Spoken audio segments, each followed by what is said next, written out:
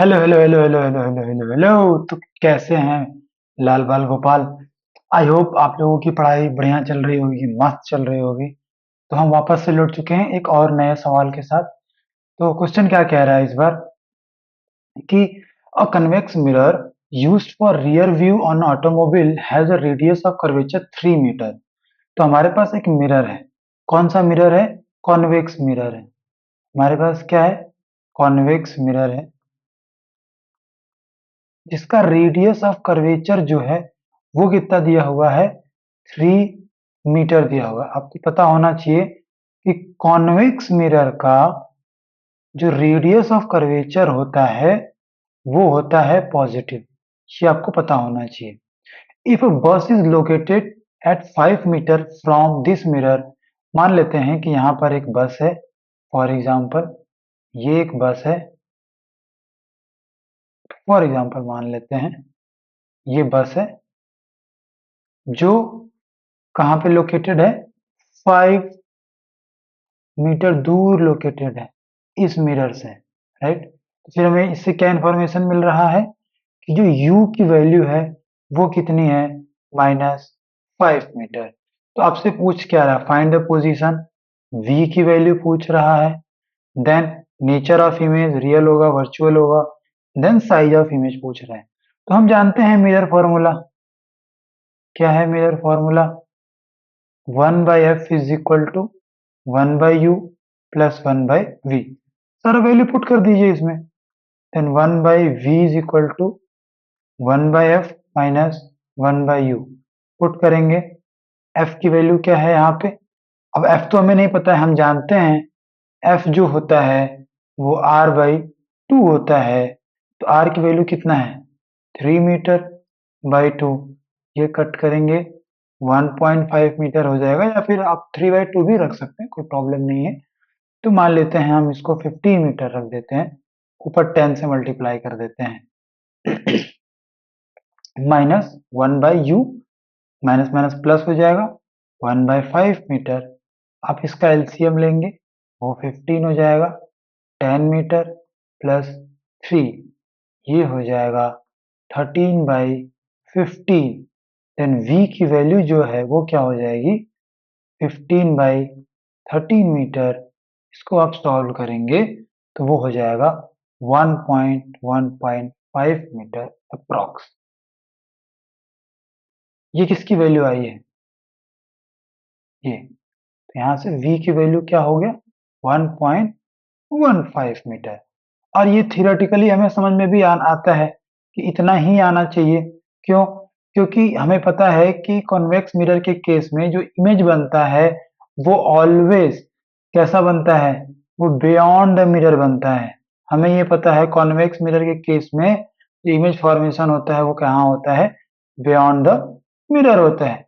तो आंसर भी मैच कर रहा है। तो पहला पार्ट का आंसर हमें मिल गया। दूसरा पार्ट क्या पूछा था? दूसरा पार्ट पूछा है कि पोजीशन हमने पता कर लिया। देन पूछा है नेचर और साइज ऑफ इमेज। तो हमें पता है नेचर के बारे में, अगर हम बोले कि in convex mirror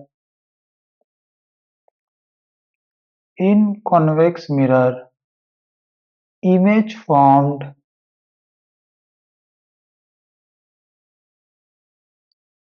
is always small, virtual and erect।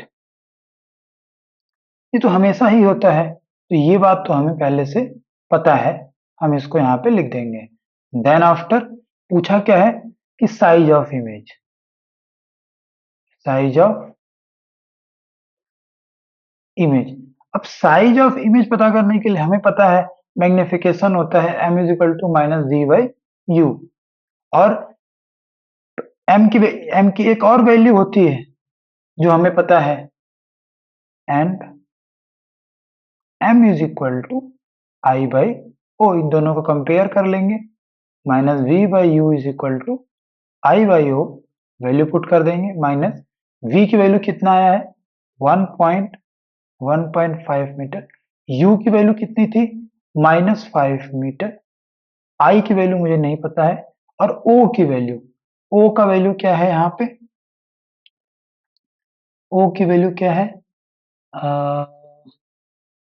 ओ की वैल्यू क्वेश्चन में दिया है,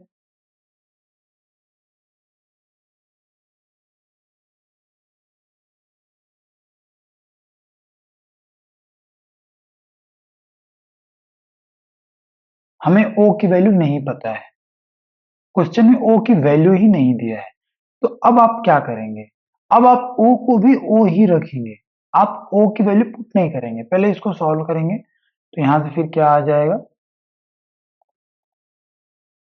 माइनस से माइनस कट जाएगा, ये 5 2 या 10, 1 है, 5 3 या 15, देन 0.23, सॉरी